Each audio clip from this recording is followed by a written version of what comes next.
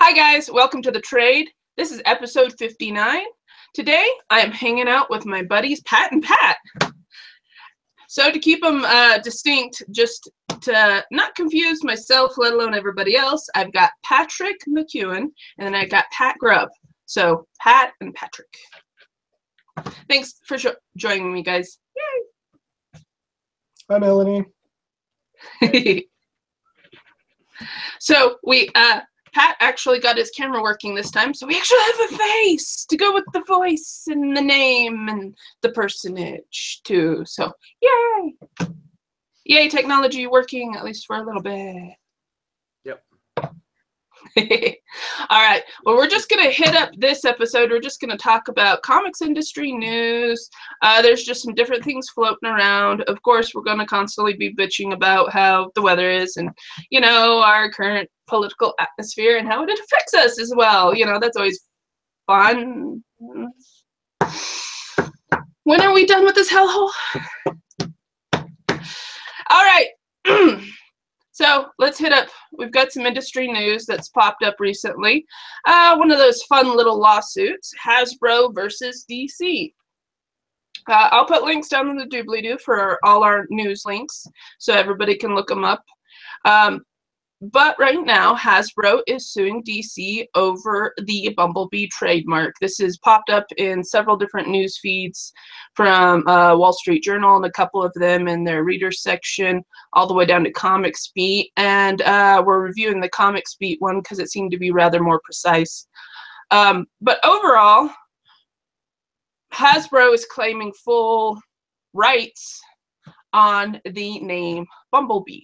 Now, DC has a little girl character they recently came up with that's dressed as a bumblebee. Her powers, she shrinks. This is, you know, part of her little powers. I do not know how anybody could confuse a little girl with a robot. She's closer to 8. What do you think? Yeah, that's what I was...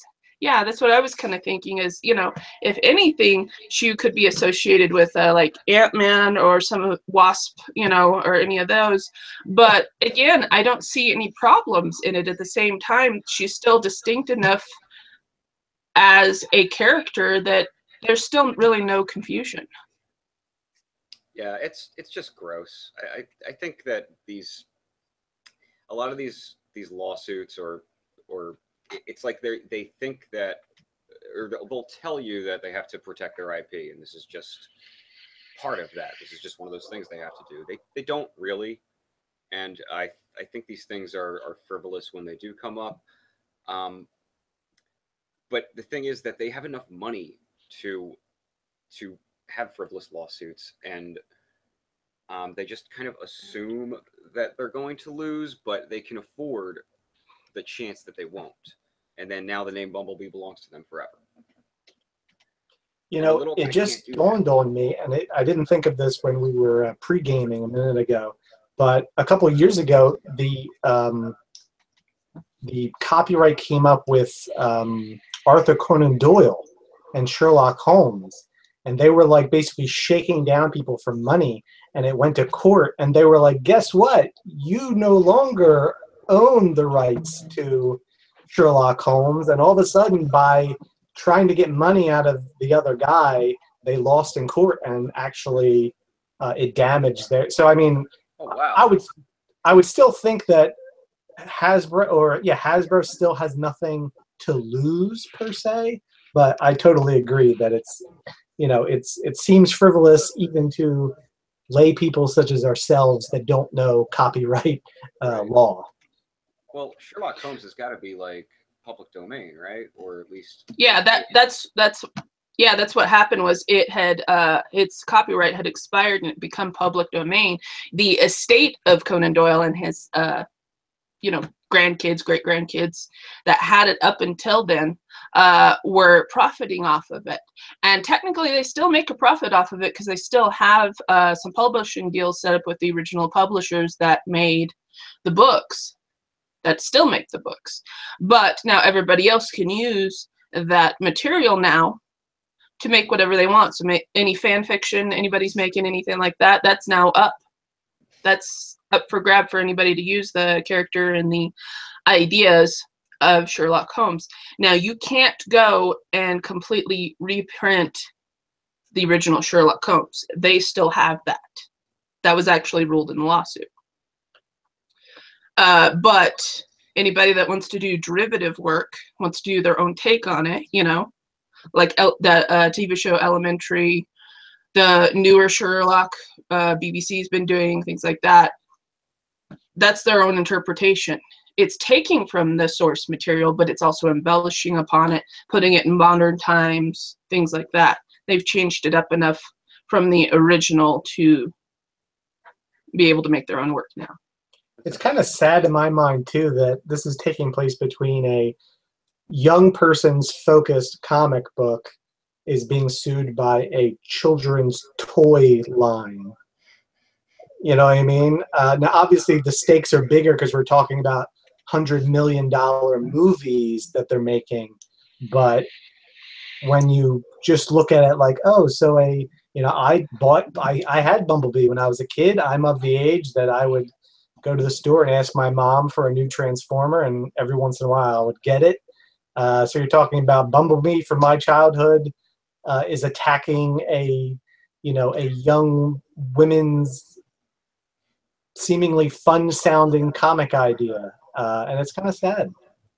Yeah.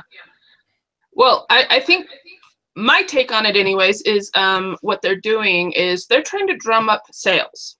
This is a completely frivolous lawsuit, but it's to get the idea of Bumblebee up into the public eye. In about a year, a little more, they're supposed to be putting out a spin-off movie focused on Bumblebee, a Transformers movie specifically focused on Bumblebee. I think this is all just a fucking marketing scheme. I think, too, that by having it Bumblebee and movie and Hasbro and DC pop up in news stories, that it's increasing SEO, search engine optimization algorithms and files, where they're going to get even more publicity for a longer period of time by having it in every news publication, even if it's a 20-word article about this lawsuit being brought. It's going to move up SEO statistics, which is an interesting same deal. Purely marketing, only with the analytics of web culture behind it. That's gross. Probably completely accurate. Yeah, honestly, I think it's just, and I think it's a collaboration between the two. I do not think it's just one per se. I think it's a collaboration between the two. We've seen this type of nonsense brought up before, similar to what YouTubers do when they quote unquote have a beef with another YouTuber. They go and they do little diss videos of each other responding back and forth. Now, some of those are legitimate. Some of them just, people butting heads in a public forum. It happens. But 9 times out of 10, it's actually been rooted out and proven later on that was all just fucking bullshit. It was just complete and utter. Well, now hold on. I did a quick image search, and I'm finding that Transformers did their comics through Marvel. So maybe there's some big two rivalry going on here. They've also done comics with IDW, but I think the majority of their comics have been through Marvel, which is interesting. It may be that might be part of it. It might be completely meaningless as well. So. Oh yeah, this is all speculation. But still, I mean, overall, this is a frivolous lawsuit. They trademarked the name Bumblebee back in July 15th, 2015, specifically. They trademarked it, but they're specifically claiming that this superhero dressed as a bumblebee that can shrink is the same as a robot. That's literally what they're doing. And that's just utter nonsense to anybody. I mean, what about The Simpsons? Here in the article, they even have a picture of the Simpsons Bumblebee Man. Are they going to now? Yeah, are they going to actually sue them too now because they call him Bumblebee too? I mean, it's silly nonsense. Nah, it's just, like I said, I think it's just a marketing bullshit. Like you said, you know, it's bringing it up in the SEO. It is making it more prominent overall in the public eye. It's just garbage. I bet you it'll fade away. And it's my childhood influences warring with each other. Hasbro toys versus DC Comics. I mean, it's like a Michael Bay film all over again. It's ruining my childhood. Yeah, so it's just silly nonsense. I will still keep up on it. I'll still keep an eye out for more updates on this, but I think overall this is just frivolosity at its most public.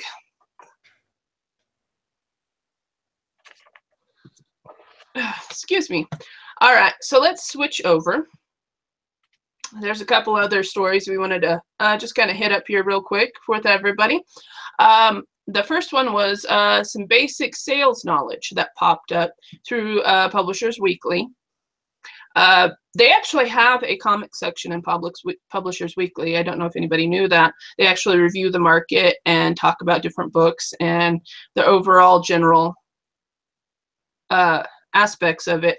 And overall, the sales have grown over the past 5 years. It has become a $1.085 billion business now.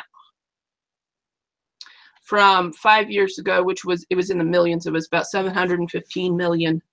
It has grown up in the billions now. Over roughly over 300 million has increased the markets. Yet, a contradicting story, again out of Comics Beat, is talking about how many places, including Image, have been having trouble selling.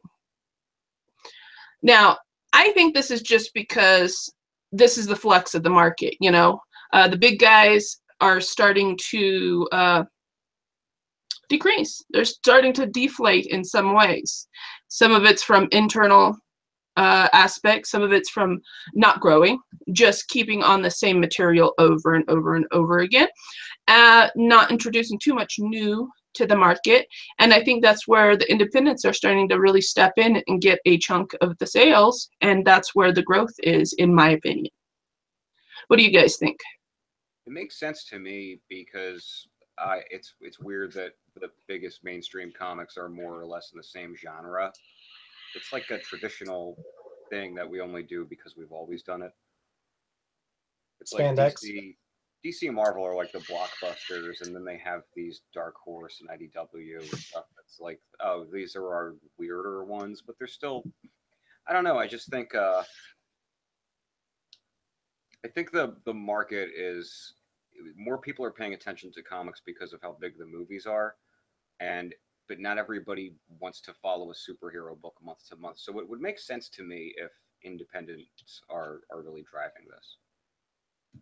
I think the data plays out for me personally too, because just to give you an idea, I read and really enjoyed the comic series Autumn Lands, but I have not picked up a single monthly issue. I only have the 2 collected trade papers, and I think that's what plays out in the data as well, is that collected trade papers and graphic novels sold directly, whether it be through their websites or through Amazon's, sales are definitely going up and up and up.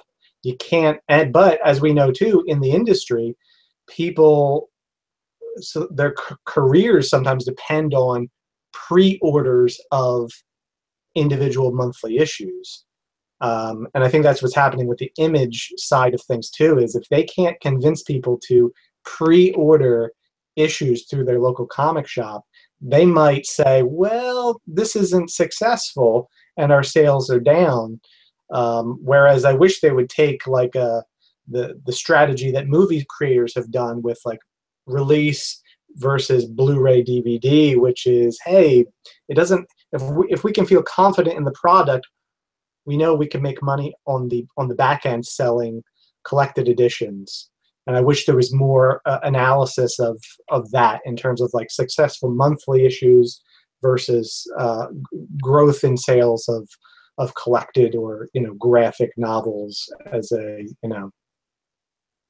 The category. Yeah, see, that's almost the only way I buy comics anymore is the collected. I hardly ever pick up a floppy.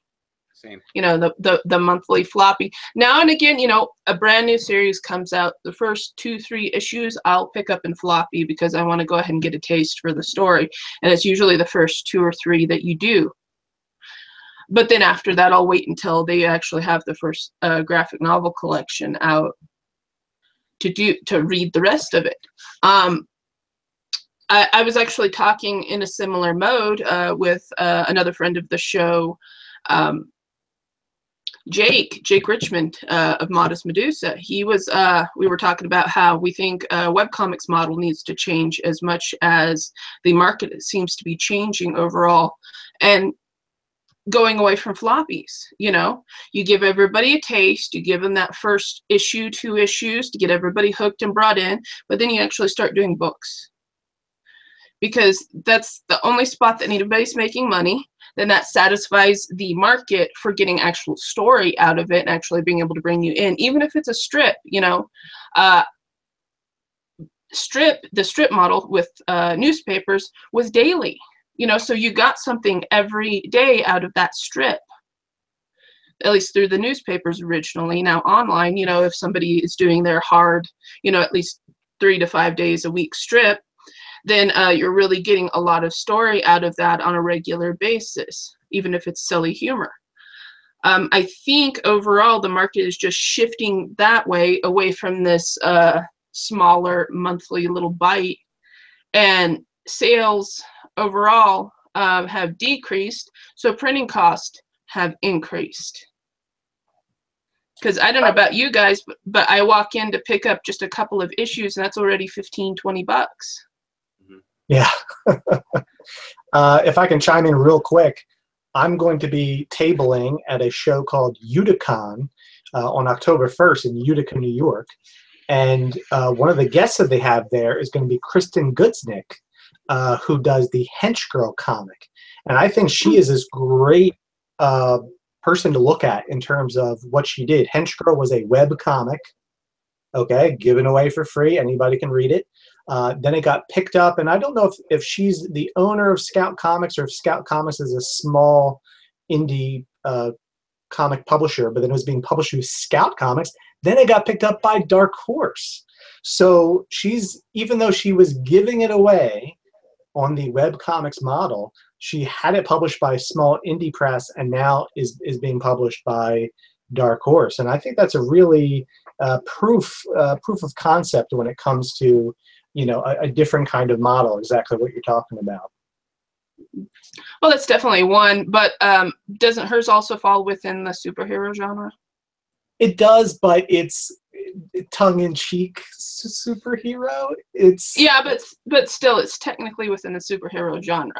So I can definitely see DC, Marvel, etc., Dark Horse, a bunch of them being willing to actually pick up something like that. A lot of indie creators aren't making anything like that. They're making slice of life. They're making, you know, humorous comics. I really love yours, Patrick, because your dynamic between your 2 main characters, Gandhi and Satan, they're really butting heads all the time. It's fun, but I don't see any of them wanting to pick up your work. I'm not trying to be rude. I'm just, you know, it's just not their genre that they're usually publishing in. I keep waiting for their phone call and it doesn't seem to come. I'm shocked and amazed. Right? Oh, same way with you, Pat. Your stuff is fantastic, but again, I don't see any of them wanting to pick it up. Not to be rude, just, you know, it's not within their genre, their area of expertise, so to speak. And I think that's actually shooting themselves in the foot. That's the best way to put it. I don't think they should have narrowed themselves so far down. I think they would actually have a bigger hold on the market if they actually expanded their genres. I know they do occasionally do other ones and they reach out, but it's not too often. You don't hear about it very much. They're usually known for their superheroes. I feel like I'm still waiting for the sky to open up someday, and like all of a sudden we're gonna start seeing Western comics, and horror comics, and I mean, not that they aren't out there, but some big mainstream ones that, like, you know, I don't know why the whole genre or the whole medium is still stuck on superheroes. I don't dislike superheroes at all, but like when I turn on the TV, I'm going to see a superhero sometimes, but I can see all kinds of things. And I don't understand why comics can't be a little more inclusive.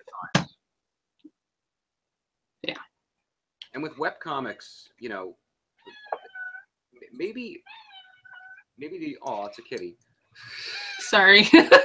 Okay.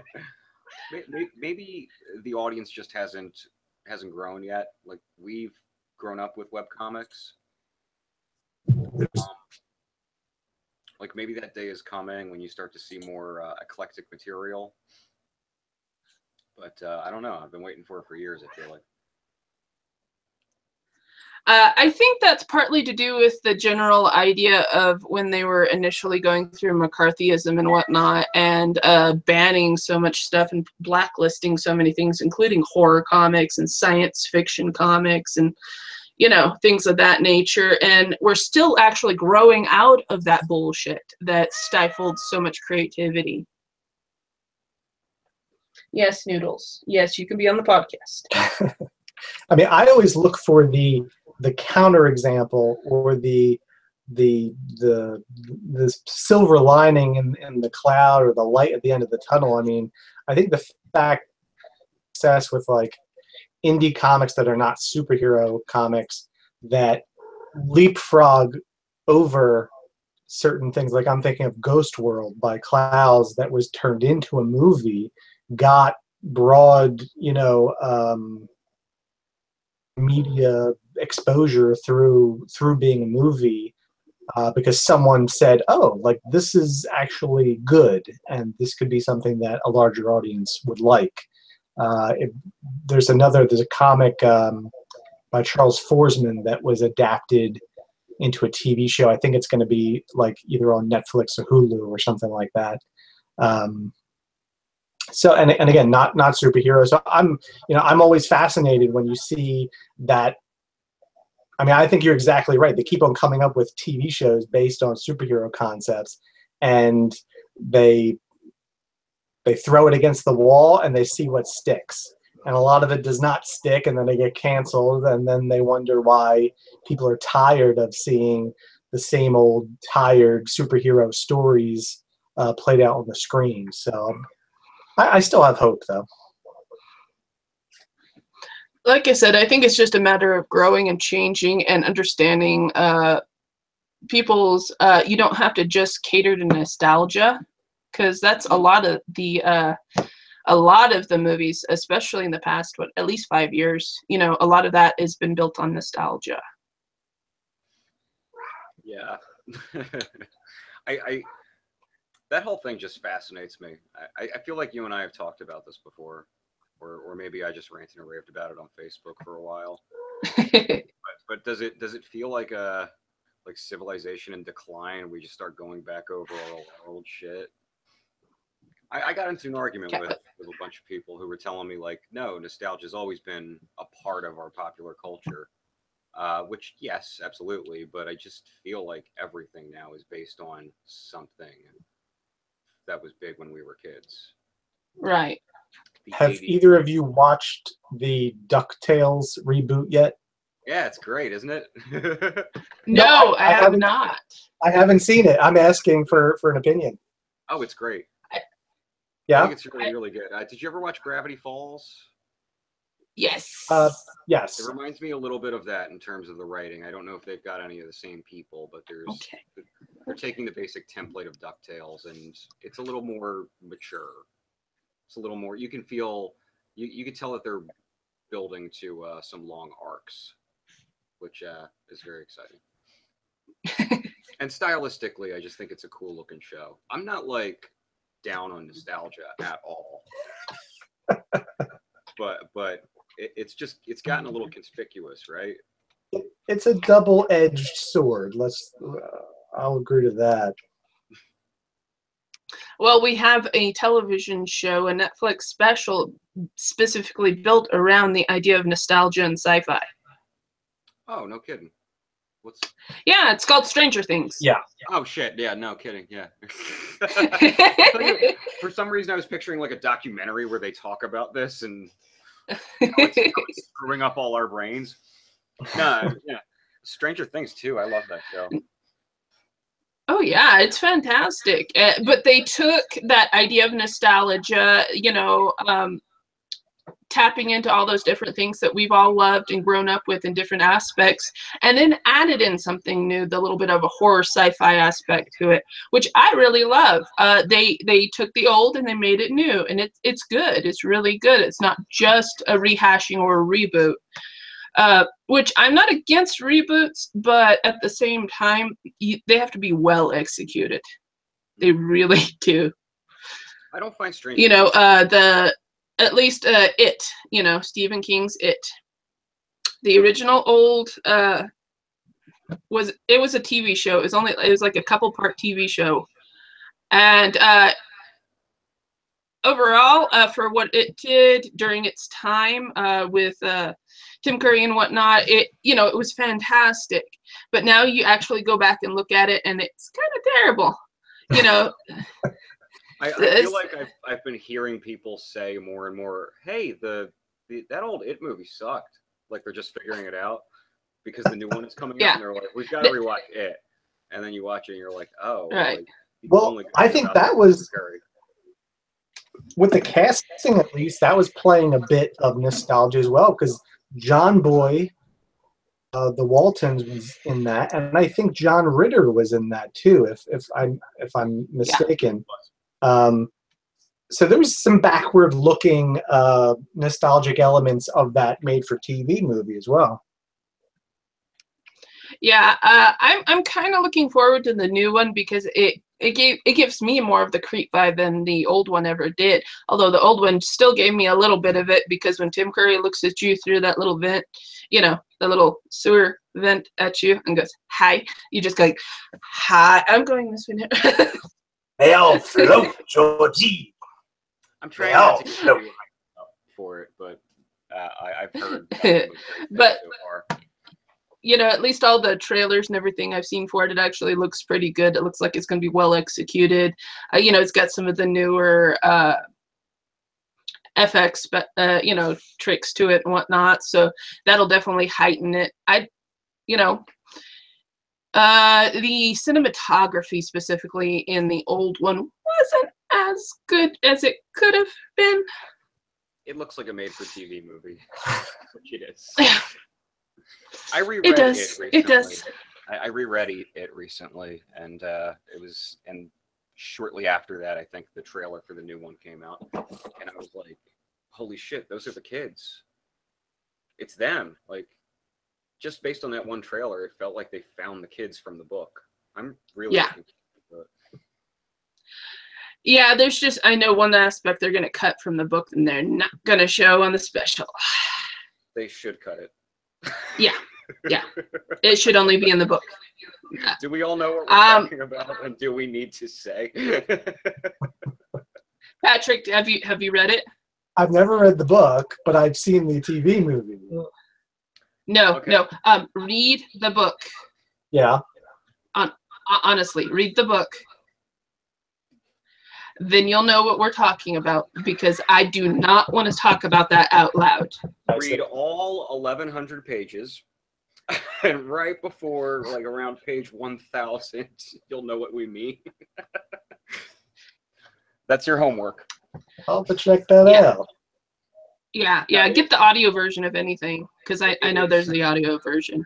It is prime Stephen King. It's some of his best work, and his most epic, I think, piece of horror in terms of, I forgot how cool it was, how generation spanning it was, not just the switching back and forth from the kids to the adults, but also like digging into the history of that town and how this evil had always been there.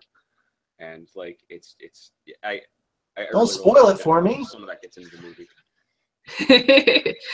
But definitely read it, because you'll understand why they had to cut some of that from any cinematography.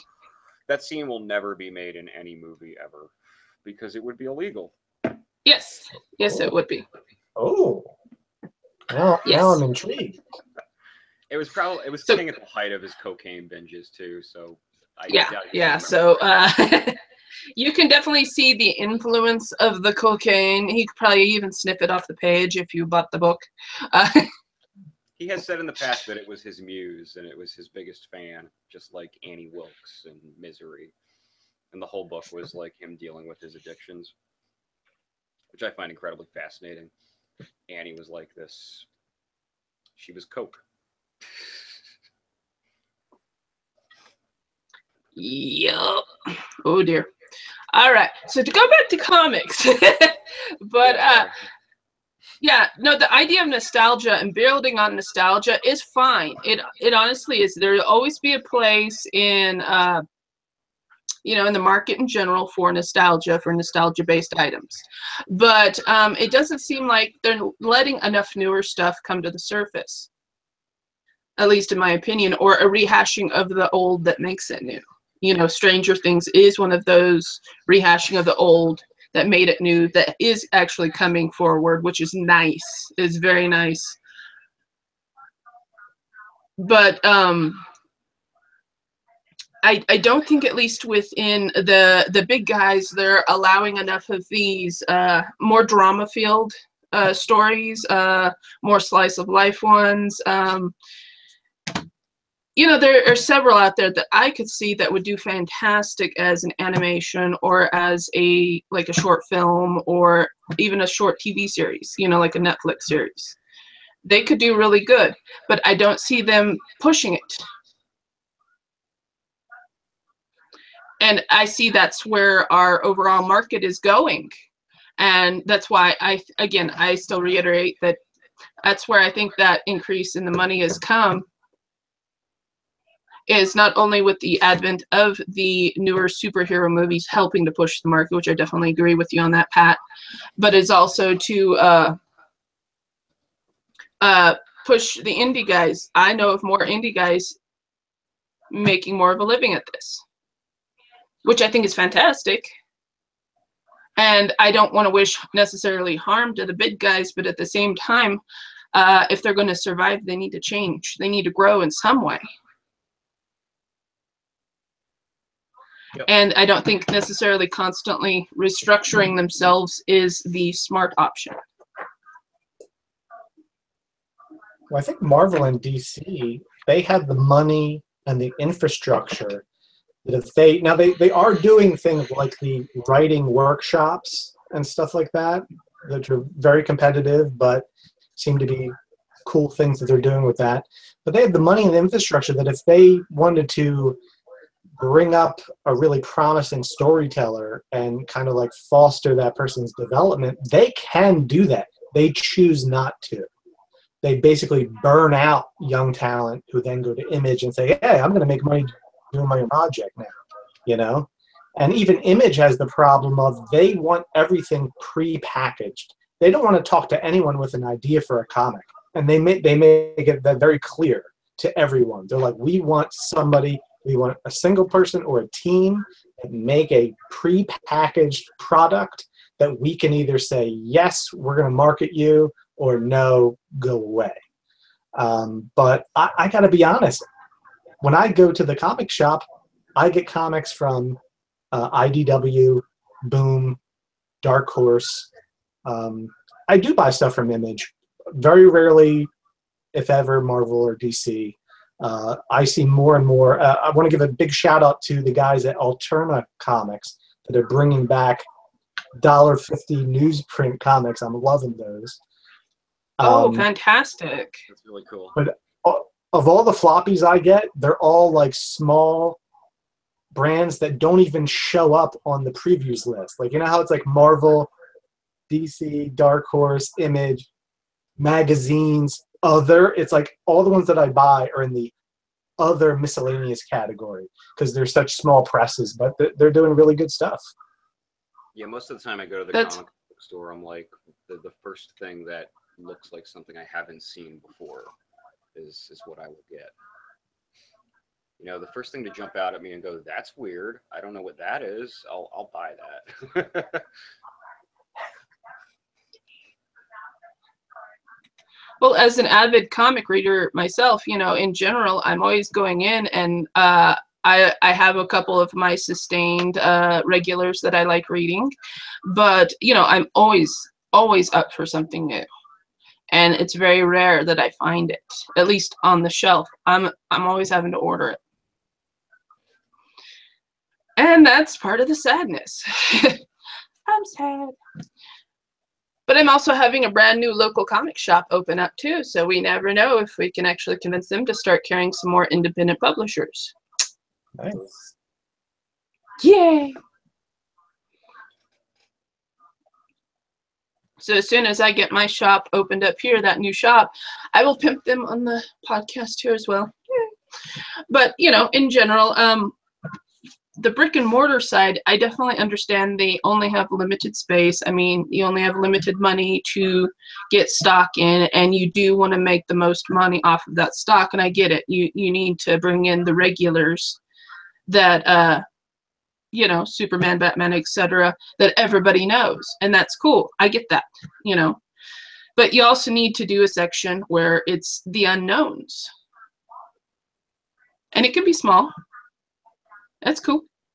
But I think more places just need to open up to that idea of the unknown.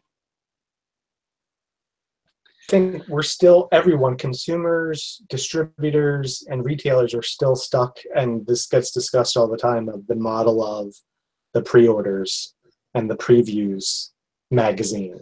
And if you don't see it there, or if that company isn't paying money for an ad to go into the previews magazine to really promote it, they're not going to pay too much attention to it. And then it's up to an independent creator like myself.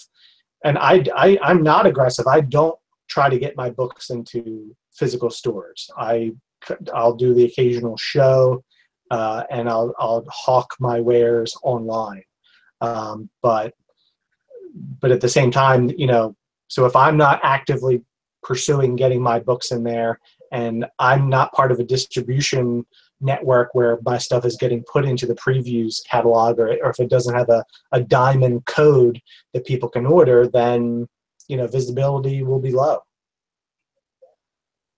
Now, do you think that's in part with the fact that, you know, Diamond has a monopoly? I think they are. I mean, I remember when, you know,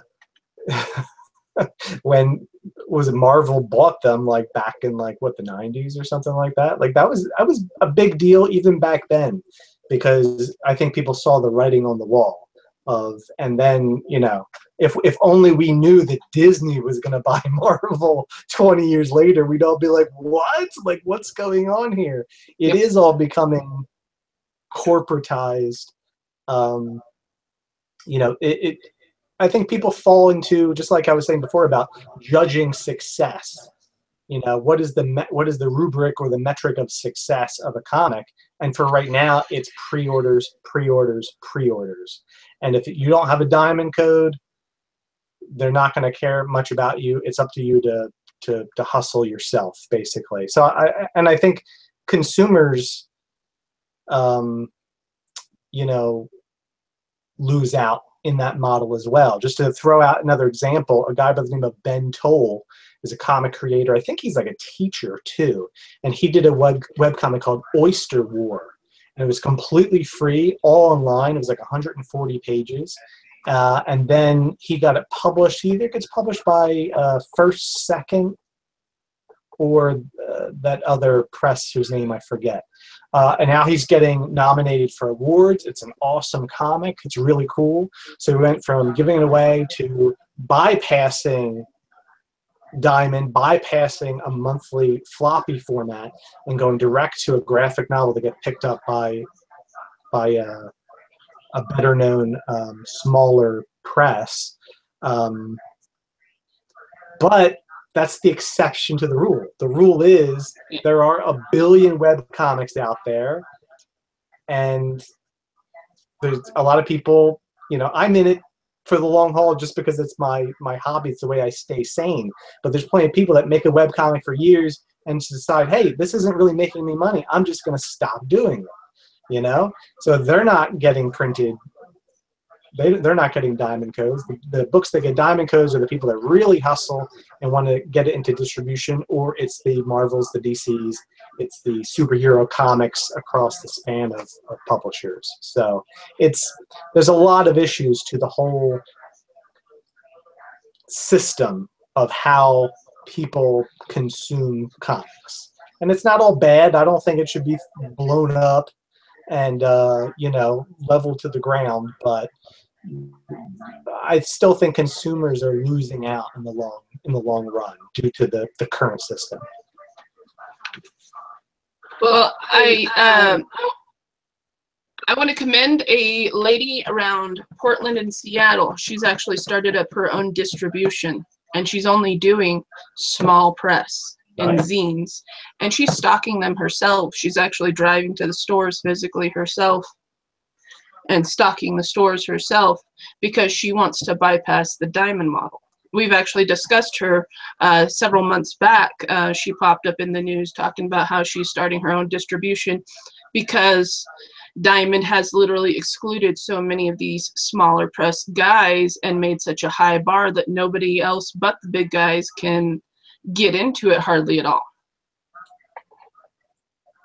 Unless you have a publisher of some sort to help back you up to get into Diamond's book, 9 times out of 10 you're not being seen at all. And she found, at least for her small area, now again just small, but still that's a start, you know, that's a start for anybody.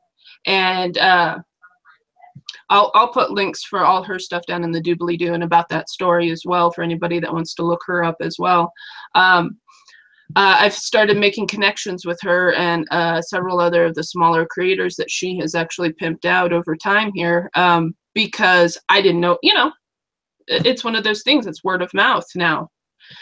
If you can't get into the book, the Diamond book, then it's all word of mouth. It's sharing with each other. And that's a nice thing about the internet and social media. We can at least know each other more here. You know, so that's another way we should be able to start bypassing it. That's why I do like the like top 100 comics lists and stuff where you can submit your comic and have your readers vote on it for you. You know, it gets you out there. It gets you more known. And I go through those lists myself. I don't know about you guys, but every once in a while I'll hit them up if I want to read something new. Just another distribution way, but still, there's got to be a way around with Diamond and being the monopoly. There's got to be a better way. Yeah. I mean, I'm sorry, I've been quiet. I don't think about the business end too much because I know I'm not going to make any money in webcomics. I'll just do it because I like doing it. But yeah, it's a shame that there's no clear path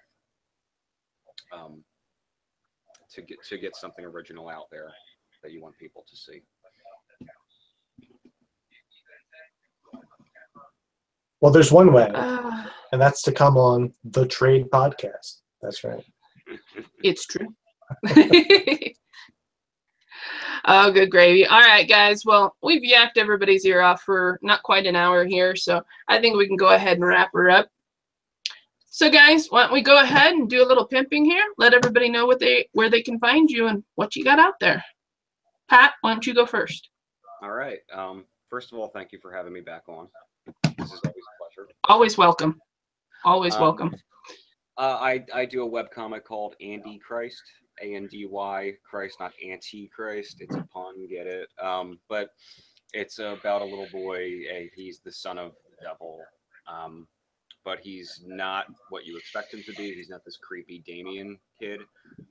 He's actually pretty likable, but his evil demonic powers are starting to emerge, and he leaves a lot of dead people accidentally in his wake. And the series is kind of about this push and pull between You know, is he going to eventually end the world, or does he want something else for himself? Is he going to make his own destiny, or is he going to follow the world set out for him? And it's a dark comedy, and there's a lot of violence and death and monsters and stuff in it.